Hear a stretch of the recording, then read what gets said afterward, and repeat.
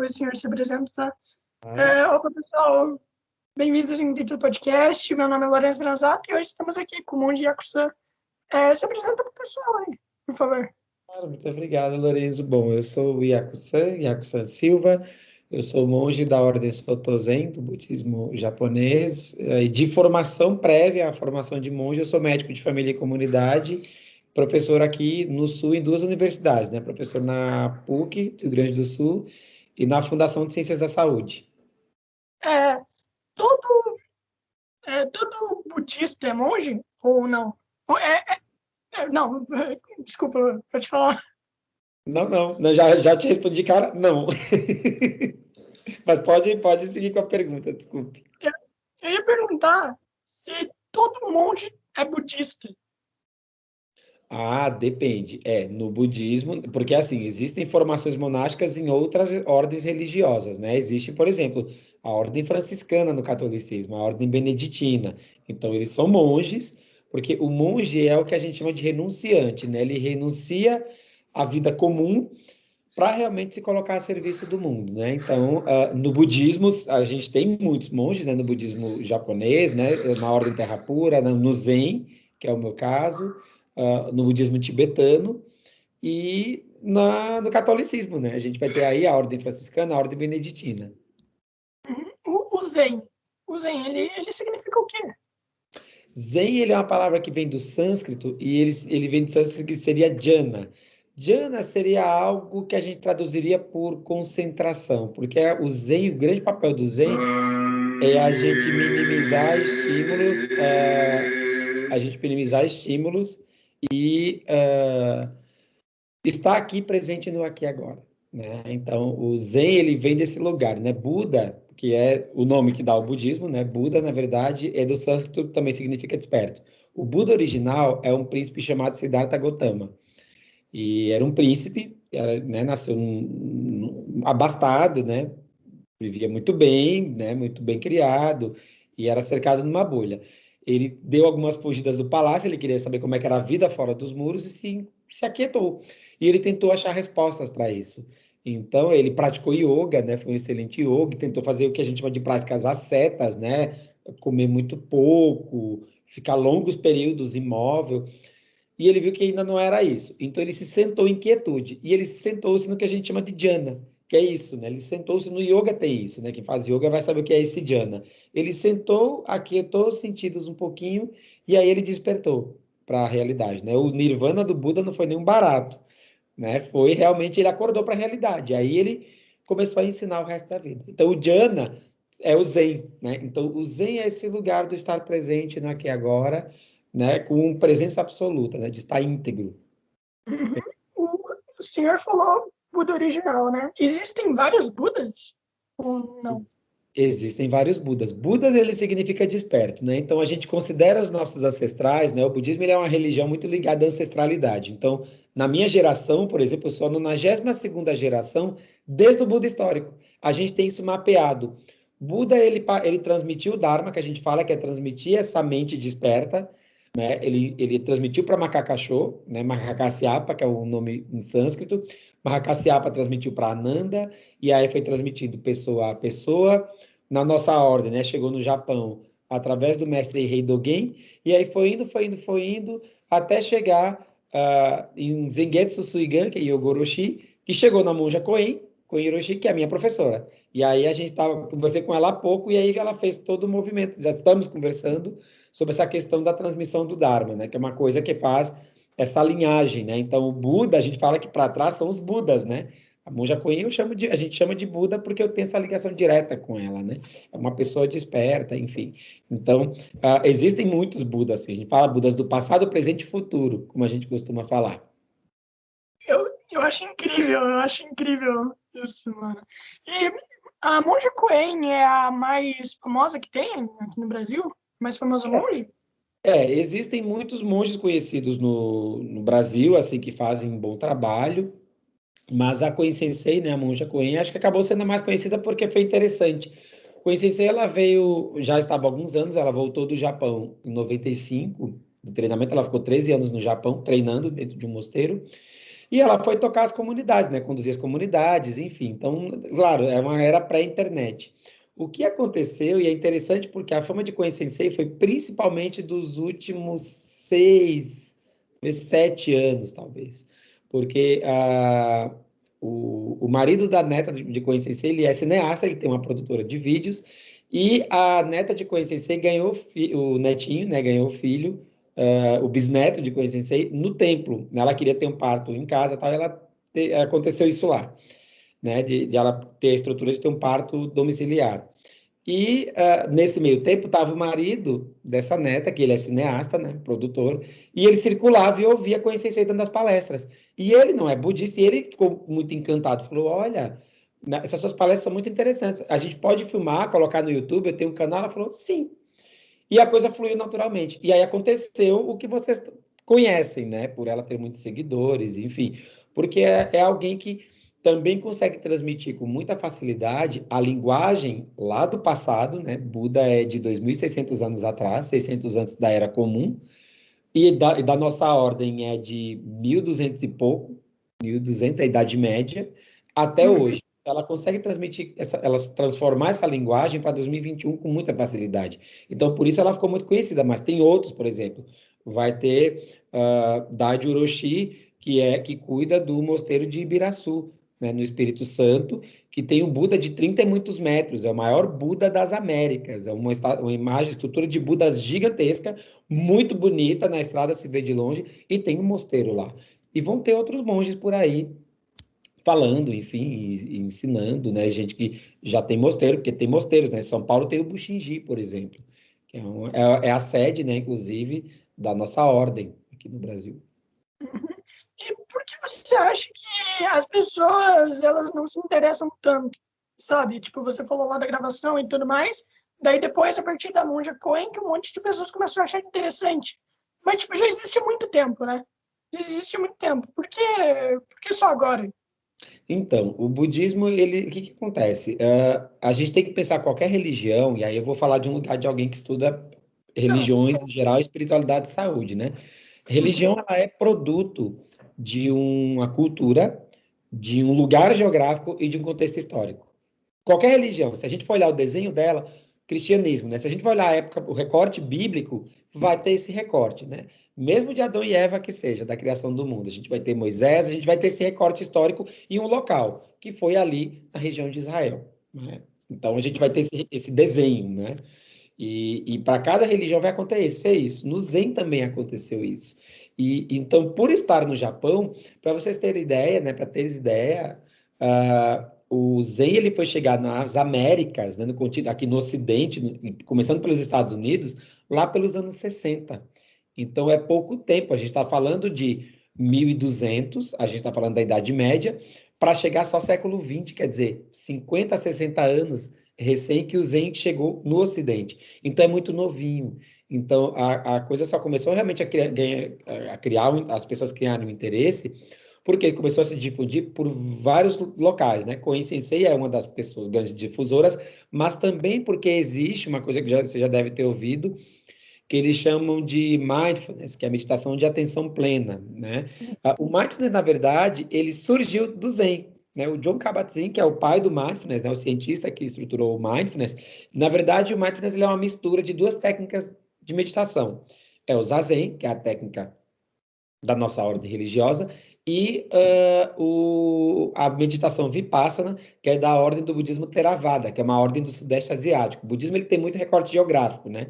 O Zen ele é do Japão, vai ter o Shin, que é da China, vai ter o Terrapura, que é também japonês, vai ter o tibetano, né? Que a gente vai conhecer aí Dalai Lama, né? Sua santidade.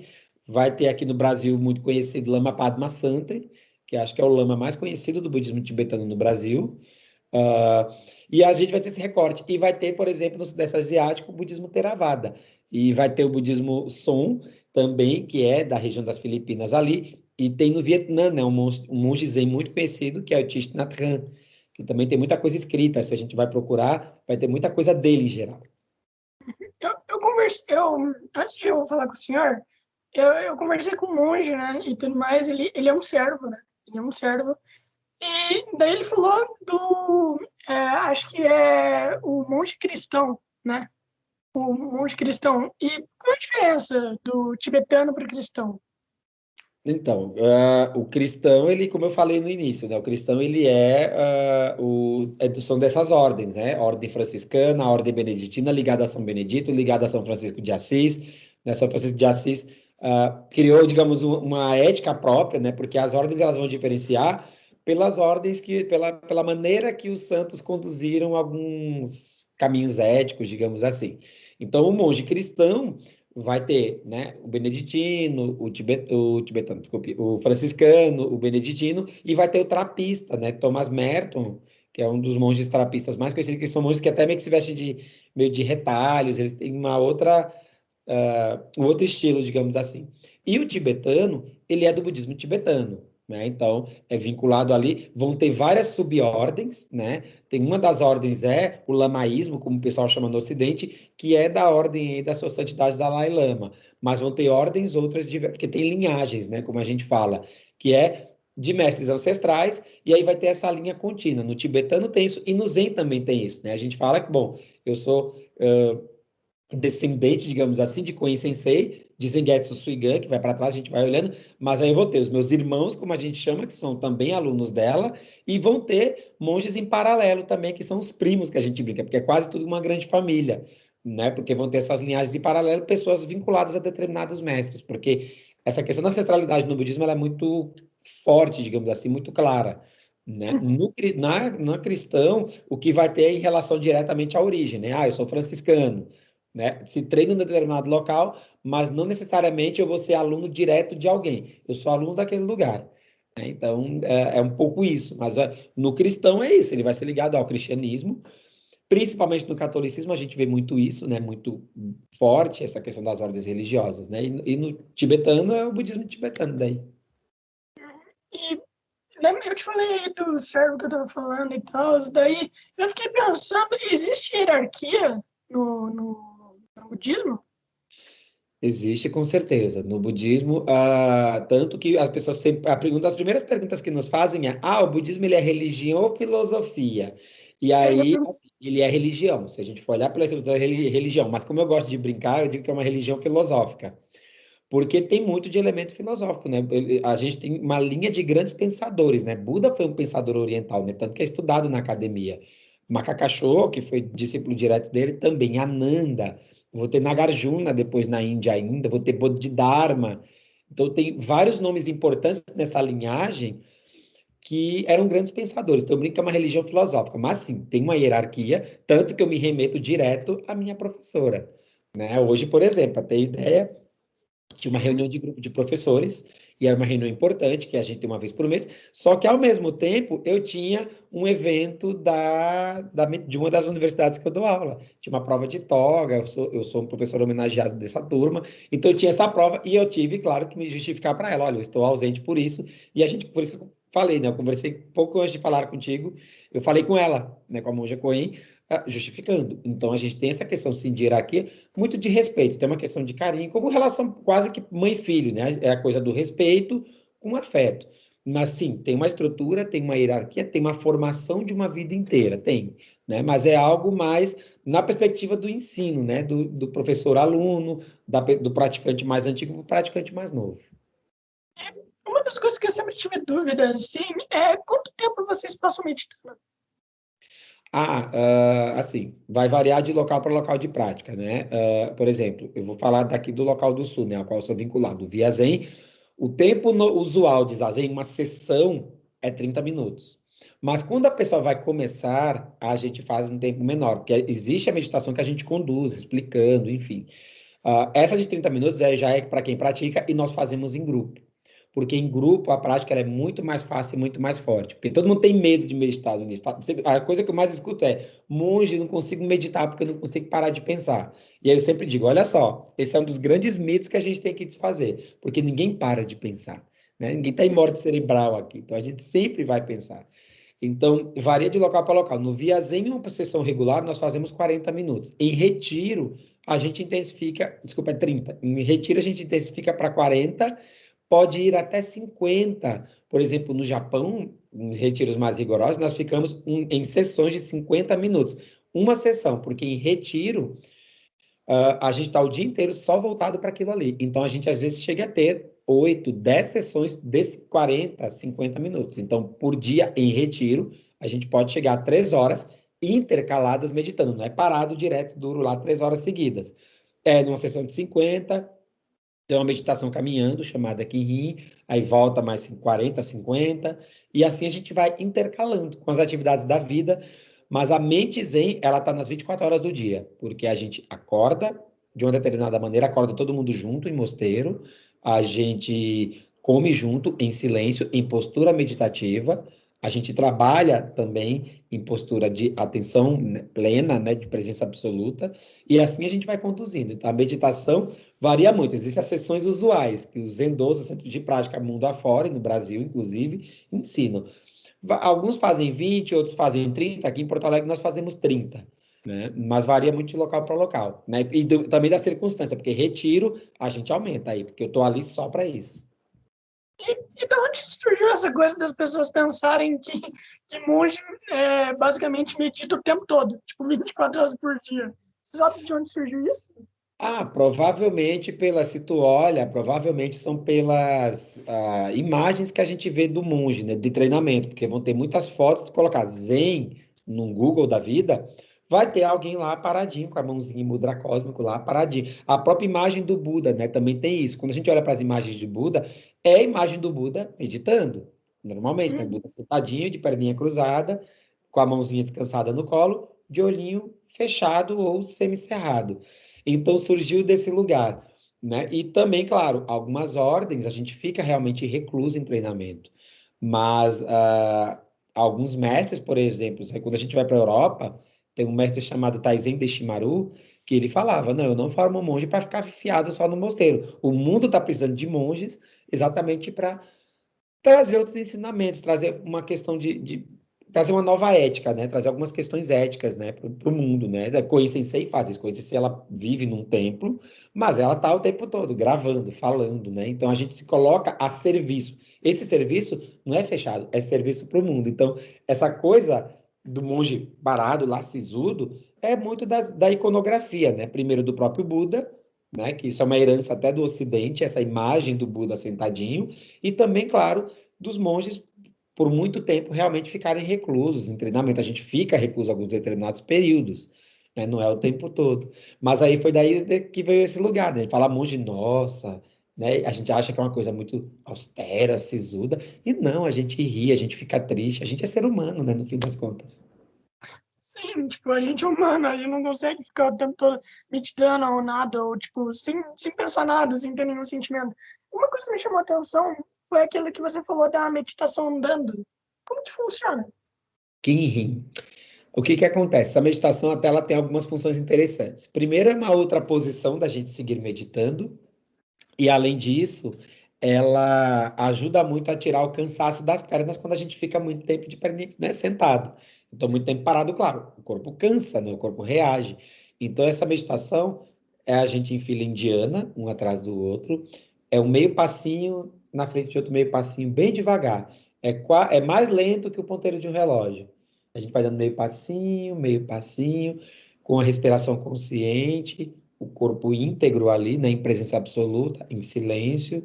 A gente vai caminhando, é uma grande engrenagem essa fila, porque ela circula todo o espaço, a sala que a gente está.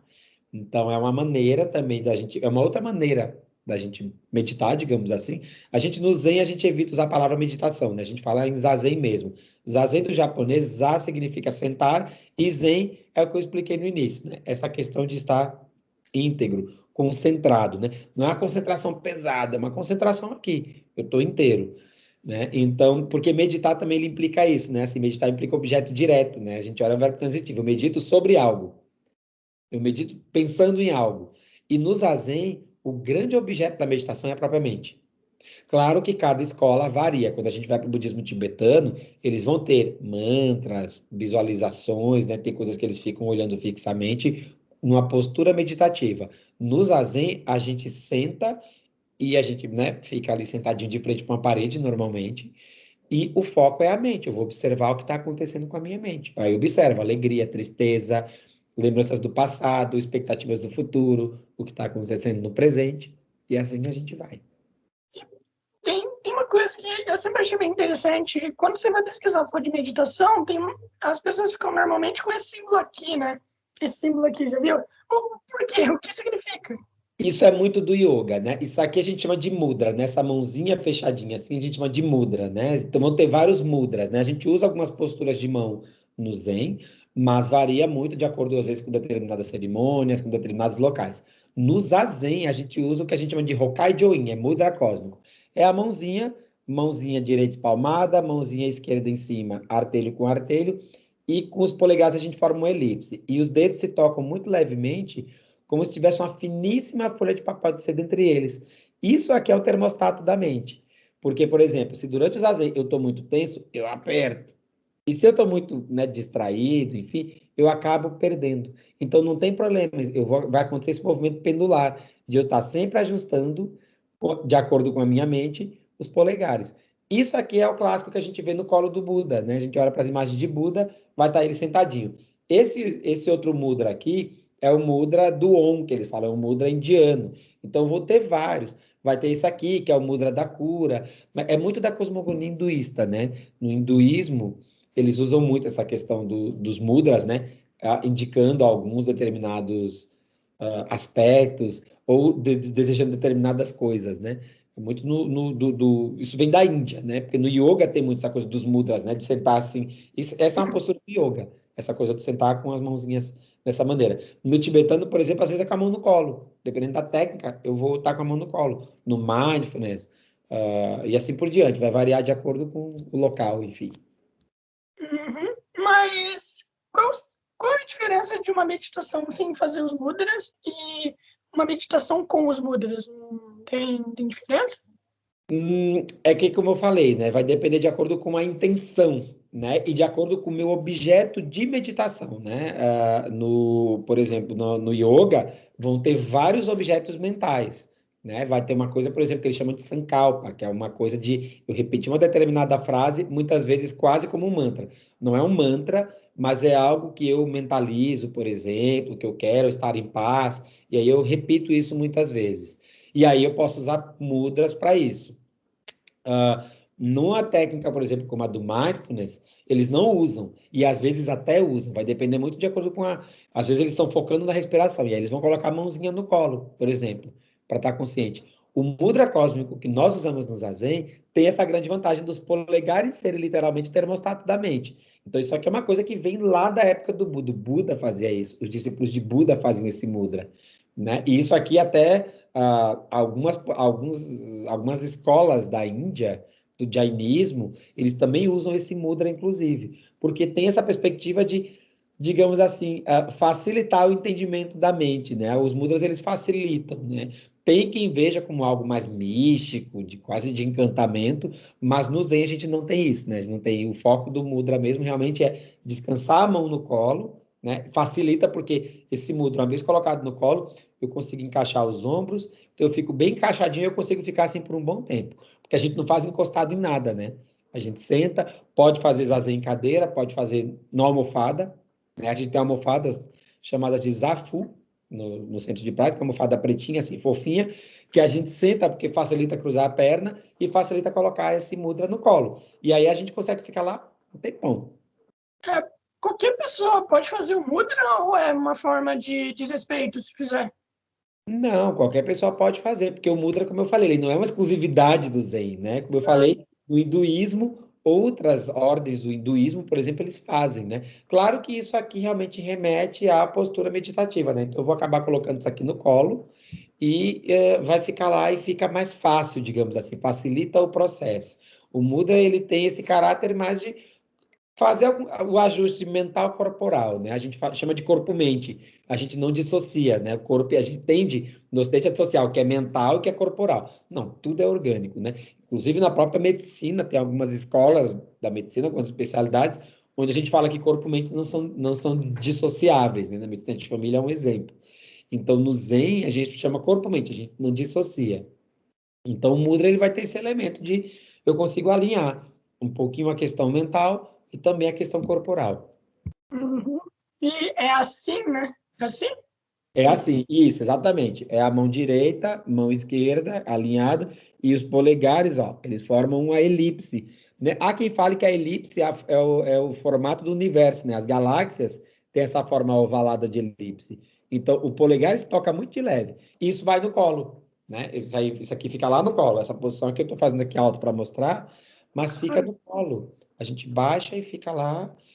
E é como eu disse, né? Isso facilita um monte encaixar as costas e a própria mente, né? Eu faço ajustes mentais a partir daqui. A gente vai percebendo isso com a prática, a gente vê que é muito intuitivo. O senhor viaja para vários lugares ou não? Sim, com a pandemia agora a gente não está viajando, né? Tá todo mundo Claro, recluso, claro. viaja com muita frequência assim, né? Cheguei aí ao Oriente, não fui para o Japão ainda, porque tem uma etapa da minha formação que eu preciso fazer no Japão, era para eu ter ido ano passado, não deu. Falei com o Coen há pouco sobre isso, né? Sobre a possibilidade de ir. Acho que aí vai ser ano que vem, mas eu viajo com frequência, assim, né? E a São Paulo eu vou muito, por causa da minha professora, né, que mora em São Paulo e eu moro no Sul. Então ia com muita frequência antes da pandemia, mês, a cada 2 meses estava lá direto, às vezes fazendo retiro, às vezes só em companhia dela mesmo, a serviço, para, enfim, conversar algumas coisas. E, claro, voltava aqui para o Sul, porque aqui no Sul temos um centro de prática, né? Então, a gente vinha para cá e ficava por aqui. Com a pandemia agora a coisa meio que, né? Tô quietinho aqui, né? Tô não faz, né? Desde o, sei lá, minha última viagem foi fevereiro de 2020. Então, tô aqui. E como que a pandemia afetou a religião? Como é que afetou? Afetou para várias pessoas, por vários motivos, né? Por várias questões, né?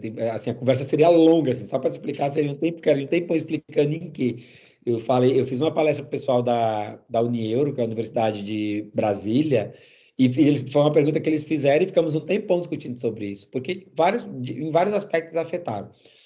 As comunidades religiosas, todas elas, primeira coisa, né? Tiveram que fechar as portas. E, claro, algumas comunidades menores, né? Pensa que o budismo, pelo IBGE, nós somos apenas 0,4% das religiões do Brasil. É muito pouquinho. Então, são comunidades pequenas e que vivem, às vezes, de doações e do trabalho das próprias pessoas, né? Então, nós mesmos é que conduzimos até a movimentação financeira, enfim. Então, isso afetou.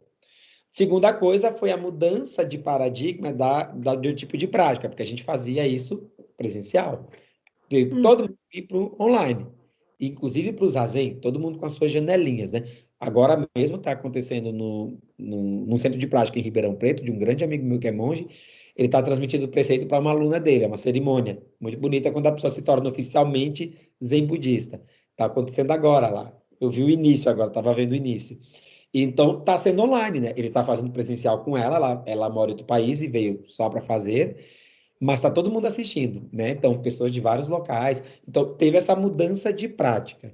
Além dessa mudança de prática, claro que as pessoas sentiram, por exemplo, a distância das pessoas, né? Assim, pensa nas pessoas mais idosas, né? Pessoas mais idosas são mais religiosas, mais espiritualizadas. E elas sentem falta, né?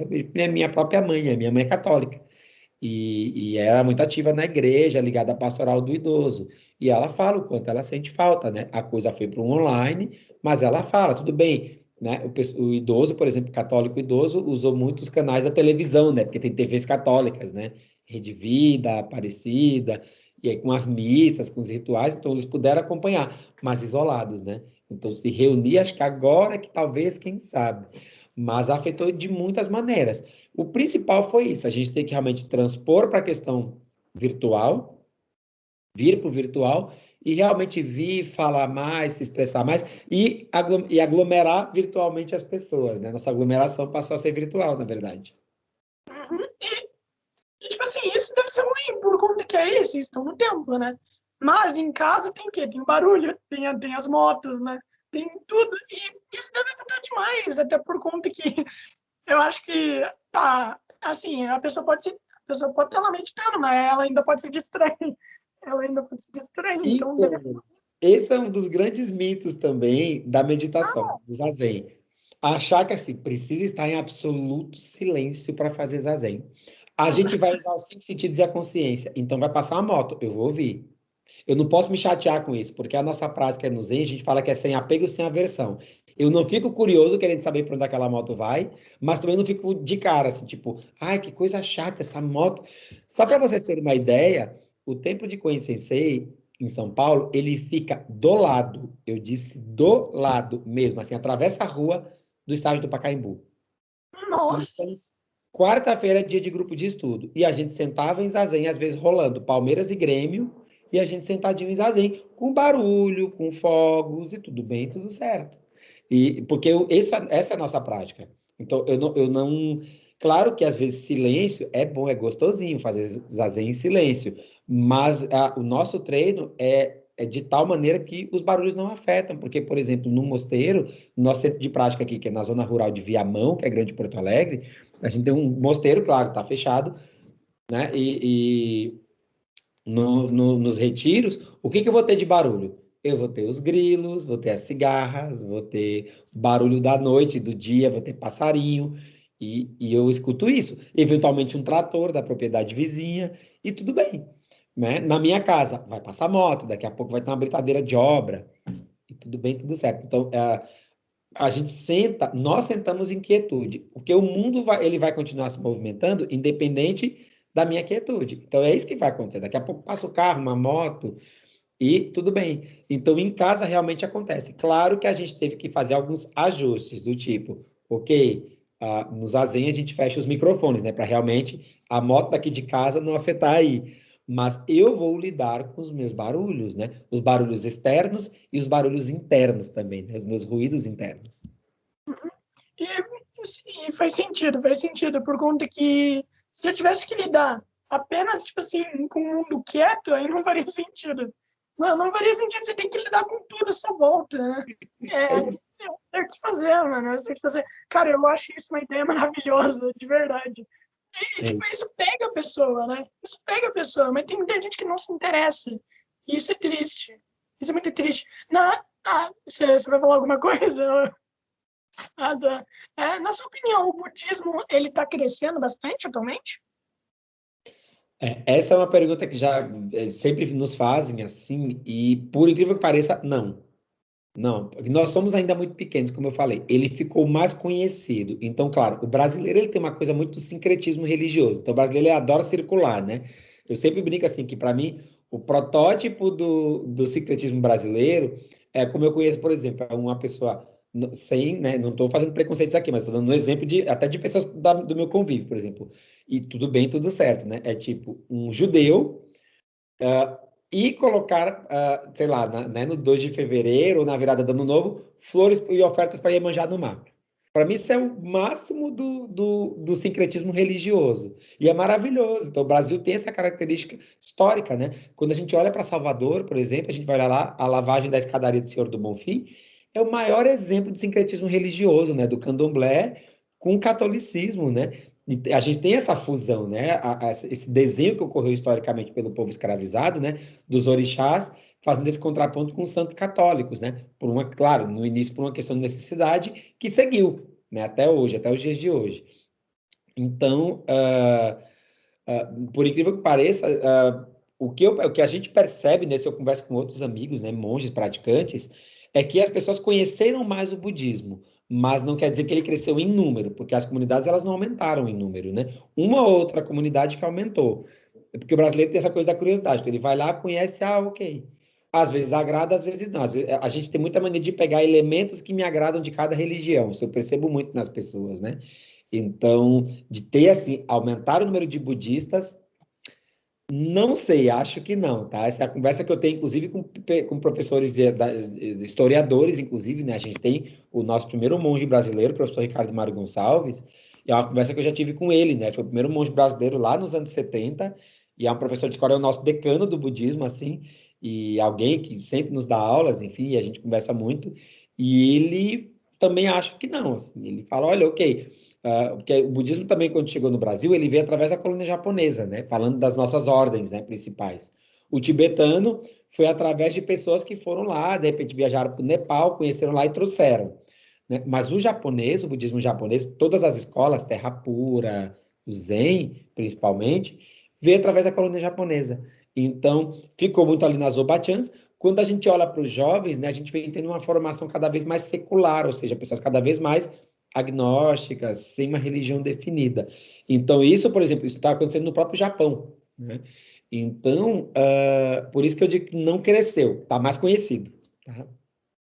Uhum. Sim, sim. Inclusive, eu sou agnóstico também, mano. Aí, eu não sei porquê. Eu só sei que eu sou então. Uhum. E me diz uma coisa, se eu quisesse me tornar um monge, como que seria? O que eu teria que fazer? Teria alguma coisa de iniciação, alguma coisa assim? Tem uma vida toda de prática, né? Porque não se torna monge do nada, né? Primeira coisa, tem que ter um tempo de prática num centro de prática, né? Eu tenho que ser praticante, praticante budista, né? Começa daí. Eu tenho que ser um praticante leigo, começa daí. E para poder, por exemplo, receber o que a gente chama de preceitos, é a cerimônia que estava acontecendo agora, que eu falei antes, que eu me torno oficialmente um zen budista, um budista, eu tenho essa, vamos chamar de iniciação, mas isso é público, né? Isso tem em qualquer, no YouTube se acha, essa cerimônia ela é aberta, não tem nada secreto, né? Então, se faz isso ligado a um determinado professor ou professora. Então, primeiro eu tenho que ter isso. Feito isso, eu posso querer me tornar um postulante a monge, que aí eu vou conversar com o professor e manifestar o desejo, mas já vou avisando. Não é um caminho romântico, não é um caminho fácil, né? Porque requer treino, requer às vezes algumas negativas do professor, e a gente não pode se abater com isso. E requer tempo, né? Requer tempo, requer paciência. A Oyama Roshi, que é uma professora no Japão, professora de Koen Sensei, a Oyama Roshi, ela fala uma coisa que é muito interessante, que ela fala assim, para se estabelecer monge, ela brinca que são necessários 10 anos de prática. Para se estabelecer um professor do Zen, né, um sensei, são 20 anos. E para se estabelecer um Roshi, que seria um mestre Zen, são 30 anos. Então, é uma vida inteira praticando. Então, tem, claro, uma formação toda, a formação do monge ela é de uma vida toda, porque tem vários graus também. Pensem no karatê, por exemplo, né? Que eu tenho as faixas, cheguei na faixa preta, não acabou, vai ter primeiro dan, segundo dan. Do monge é a mesma coisa. Então, é um trabalho de uma vida inteira. Mas antes disso, eu tenho que ser um praticante Zen, né? Eu tenho que conhecer a prática, vivenciar a coisa do mosteiro, fazer treinamento, aí sim vai ser feita uma ordenação para noviço, depois vai ter uma segunda etapa, que é quando é o monge constituído, e aí depois vai ter a terceira etapa para realmente ser um sensei, enfim. E assim vai. É, a gente já vai acabar, eu só tenho 5 perguntas, que são 5 perguntas que eu acho que todo mundo tem. Que é, acho que é a pergunta mais comum que todo mundo faz. Para ser monge, precisa raspar o cabelo? Acho que é uma pergunta que todo mundo faz. Hoje me perguntaram isso, né? O pessoal da medicina me perguntaram, mas sim, assim, o que que acontece? Depende da escola. Por exemplo, o budismo Terra Pura, que a prática deles é uma outra, né? O foco no Buda Amida, Buda Amitabha, que é um Buda da luz infinita, e eles têm uma prática, né, de repetir o Nembutsu, né, de chamar esse Buda, eles não raspam a cabeça, tá? Ah, no Zen, na Soto Zen, raspa-se. Porque Buda, na verdade, isso aqui é uma simbologia levando com alusão ao Buda histórico. Porque o Buda histórico, ele era um guerreiro, era de um clã, né? O sistema da Índia, né, social, ele é em castas, então ele era de uma casta elevada, era a casta dos kshatriyas, né? Era dos guerreiros. Acima dele só ia ter os brahmanes, que eram os sacerdotes, né? Essa é a elite religiosa. E Buda tinha em símbolo da nobreza que era uma trança, um cabelo muito bonito. E ele, quando se torna um renunciante, né? Que é quando ele exatamente passa a vestir manto, ele se vestia de trapos, né? Então ele corta essa trança. Então, esse símbolo do cortar tem a ver com isso, né? A gente raspa a cabeça, como a gente fala, para tirar a raiz dos nossos apegos, como a gente fala. Então, depende muito da ordem, né? No Zen, a gente raspa, tem uma periodicidade, inclusive, me perguntaram isso hoje, inclusive a periodicidade no mosteiro, mas é em essa alusão. Na Soto Zen se raspa. Mas, por exemplo, eu posso pedir licença para o meu professor, minha professora, deixar o cabelo crescer. Na Europa, é muito comum monges e monjas terem cabelo, nos Estados Unidos. Por quê? No inverno, gente, aqui tá frio. Eu me acostumei a estar careca mesmo no frio. Eu tenho cabelo, eu não sou calvo, eu tenho muito cabelo. Mas eu raspo, mesmo no frio, né? Aqui no sul é mais frio.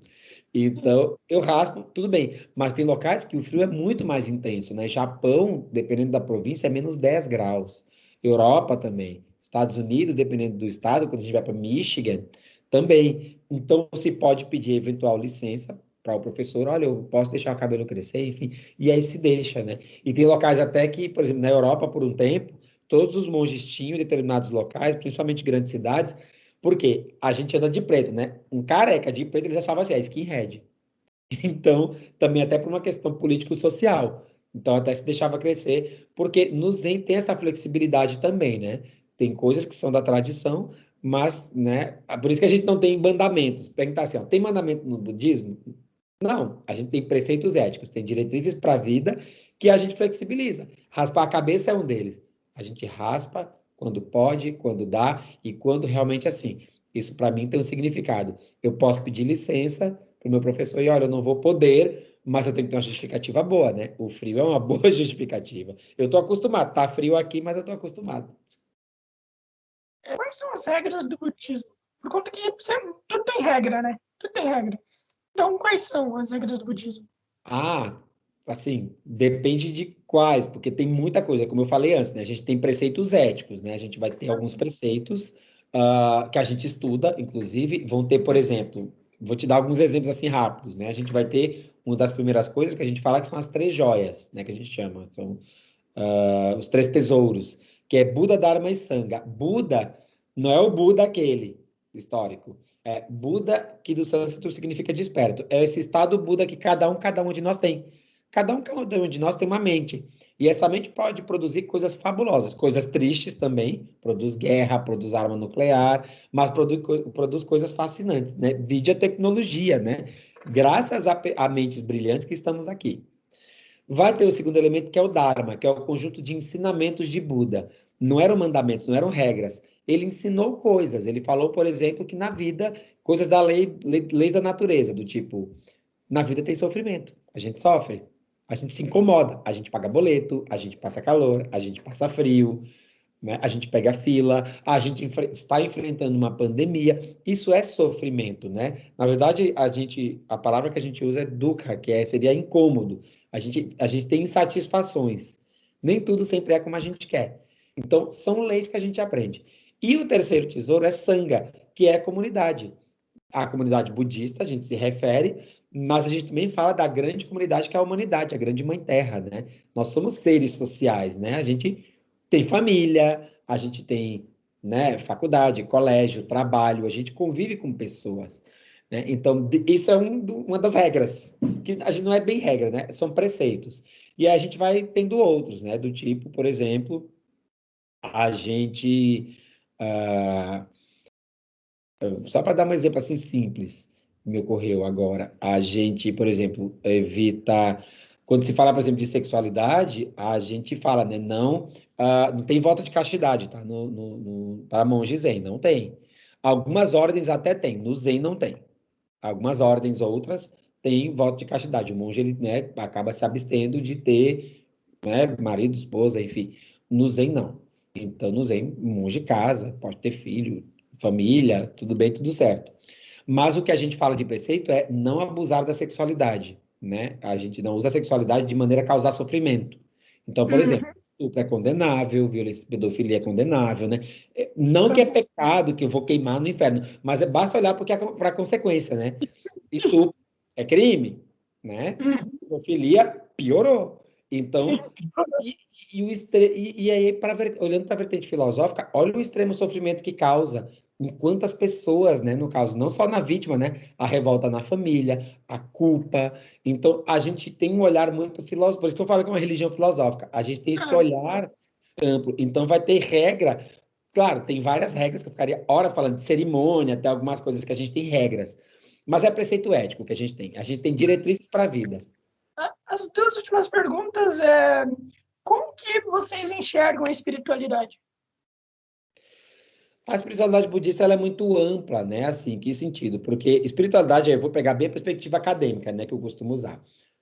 A espiritualidade, o conceito de espiritualidade é literalmente a pergunta, a busca por respostas por aquilo que é transcendente ao eu, do tipo, todo mundo, e eu digo sem exceção, até um ateu nihilista, toda a população agnóstica, qualquer pessoa, em algum momento da vida, se perguntou de onde eu vim, para onde eu vou, o que acontece depois que a gente morre. Porque eu até posso ter crenças, eu não tenho certezas. Eu acredito que tem uma vida após a morte. Ok. Tem certeza? Não. Ninguém tem certeza. Ninguém. Eu posso ter uma certeza baseada em crença. Eu creio firmemente em Deus e eu creio firmemente que eu vou para algum lugar, vou para o céu. Tudo bem, não é certeza. Isso é uma crença firme, uma grande convicção. Não é uma certeza, né? E aí o agnóstico, ele fica aquela coisa assim, não acredito, mas também não duvido. E legal também, tudo bem, tudo certo. O ateu, ele vai ter a certeza que não tem nada. Aham. Mas é crença, né? Ele vai ter a certeza dele. Então, a espiritualidade budista, ela é muito ampla, porque ela é baseada em ética. O budismo é uma religião não deísta, ou seja, não tem Deus.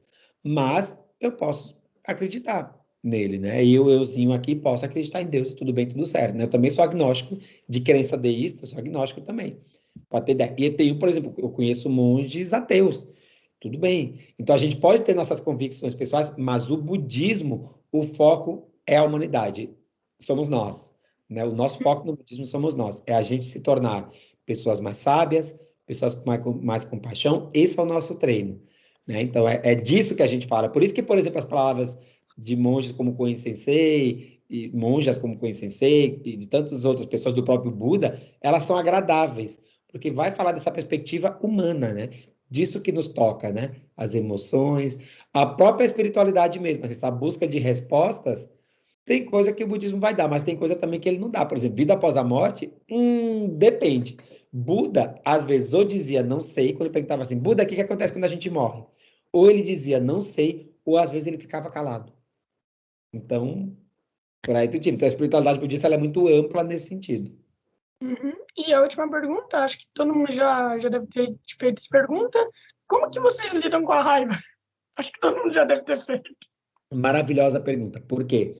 Existem três venenos mentais para todo ser humano: ganância, raiva e ignorância, né? Ou a gente chama de ignorância, apego e aversão, né? Ganância como apego e raiva como aversão, ranço, né? Por assim dizer. Então, o que acontece é que nós somos seres humanos e nós também passamos raiva, eventualmente.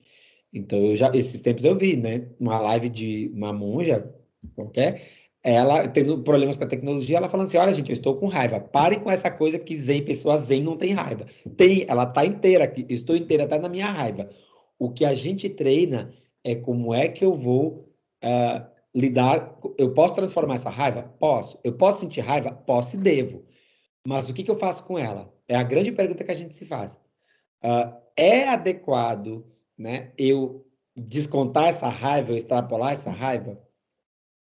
Então, nosso treino está aí. Como é que a gente lida? Eu sei que é um veneno mental, então a primeira coisa que eu faço é me dar conta. Eu estou com raiva. E aí a segunda pergunta é: o que eu vou fazer com isso? Então, eu posso transformar essa raiva em outra coisa, né, em compaixão, parar de silenciar. E às vezes eu preciso, sim, bater o pé e mostrar firmeza em algumas situações, por exemplo, diante de uma injustiça, diante de sofrimento humano, que as pessoas acham que a gente fica só em montanha, né? Como tu mesmo falaste, né? Assim, tem essa coisa do monge lá meditando, só que a gente levanta a voz para as injustiças do mundo, né? A gente não é monge para ficar quietinho, alheio ao mundo, não. Quando tem algo que é muito absurdo, né? Ainda mais eu que falo no lugar de médico e de professor, né? De cientista. Então, quando, né, vejo coisas inadequadas da perspectiva científica na pandemia, por exemplo, eu vou lá e vou falar com firmeza. Né? Não estou com raiva, mas eu posso agir com firmeza. Eu até posso estar sentindo raiva por dentro, estou fervendo de raiva. Mas a grande pergunta é: o que eu vou fazer com isso? E aí é o nosso treino. A gente para e olha. Eventualmente, a gente pode, claro, derrapar, né?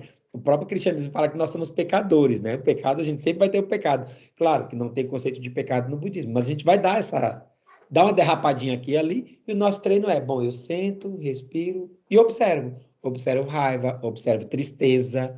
Mas a gente lida observando. Primeira coisa, observa, e a segunda pergunta: o que eu faço? Normalmente a gente tende a transformar em alguma outra coisa. É o nosso treino para a vida inteira. Porque raiva a gente vai passar a vida inteira, inclusive, em qualquer situação. pessoa poderia muito bem usar a raiva para, por exemplo, escrever. Escrever é muito bom e tipo, Tipo, cara, você pode criar muita coisa, mesma coisa de tristeza, qualquer sentimento, se colocar no papel, pode ficar lindo. exatamente, maravilhoso. É isso, Lourenço. Assim, a gente fala, a gente transforma, tem que transformar a raiva. Em quê? Tem gente que transforma a raiva em música, em arte, né? Maravilhoso. Escrever música, né? Escrever um texto, escrever música, né? Tem gente que, por exemplo, de desilusões amorosas, né? De situações que viveu, fez álbuns de muito sucesso, né? Artistas que fizeram muito sucesso baseado em emoções humanas, né? Isso que a gente sente, raiva, tristeza, decepção, e é isso, né? Então a ideia é transformar em alguma coisa. Eu posso transformar em arte. Às vezes a raiva nos move, né? A gente gosta de falar assim, eu gosto de, às vezes, quando eu passo raiva, eu vou lá e trabalho, né? Os workaholics, às vezes tem isso, né? Assim, eu tenho raiva e vou lá e produzo. Maravilhoso, é uma maneira de transformar. Claro que eu tenho que ver como é que eu estou fazendo isso, porque aí também isso pode virar sofrimento, né? O estresse, né? O estresse, ele vem disso, né? Às vezes eu vou lá, trabalho, mas trabalho de uma maneira não ordenada, não organizada, não equilibrada, e aí eu adoeço, né? Porque essa raiva me corrói. Também não é bom guardar raiva, né? Para falar assim, tem que guardar. A gente não guarda a raiva. Claro que eu não sou obrigado a gritar com alguém. Eu transformo, e é isso. É maravilhoso pensar em escrever, pensar em. Eu preciso transformar alguma coisa em ação social, né? E a gente tem isso fora do budismo, né? Eu vejo, tem um padre Júlio Lancelotti, que eu tenho uma admiração profunda pelo padre Júlio. O padre Júlio está sempre na rua, gente, ajudando pessoas em situação de rua. Maravilhoso o trabalho dele. É uma maneira de transmutar. Ele tenta reduzir sofrimento. E às vezes, talvez ele sinta raiva, né? Ele se incomoda com a desigualdade social. E a maneira que a gente tem de transformar essa raiva pela desigualdade é fazendo alguma coisa. E ele achou uma maneira, e a gente vai achando as nossas maneiras, né? Tá certíssimo, cara. Você tá certíssimo. Mano, a gente vai acabar por aqui. Tudo bem pra você? É, Uhum. eu adorei conversar com você. Eu sempre quis conversar. Mano, Ah, eu imenso conversar com o senhor. E você quer divulgar as suas redes sociais, alguma coisa? sim, sim. Bom, eu tenho. Nas redes sociais vocês me acham como Monge Yaku-san, né? Yaku é o mesmo do Yakut, tá, gente? Eu sempre brinco com isso porque é YAKU, é da mesma origem, porque Yaku em japonês é cura, ligado à minha profissão, né? Foi o nome que o Sensei me deu. Yaku-san, né? YAKUSAN. No Instagram, no YouTube, no Facebook, no Twitter. Vocês me acham por aí como Monge Yaku-san. E estou sempre à disposição, inclusive, para conversar até sobre coisas da medicina, né? A pandemia eu trabalhei muito voluntariamente, isoladamente, dando orientações às pessoas apavoradas, né? Então, tanto coisas médicas como, claro, orientação. Exemplo disso, a gente está aí para orientar, para a gente conversar. Então é isso. Ô, mano, um dia eu gostaria de te convidar de novo pra gente falar sobre medicina. O que você acha? Por favor, claro. Então é isso. Muito obrigado e boa noite. Boa noite, valeu. Obrigadão, Lourenço.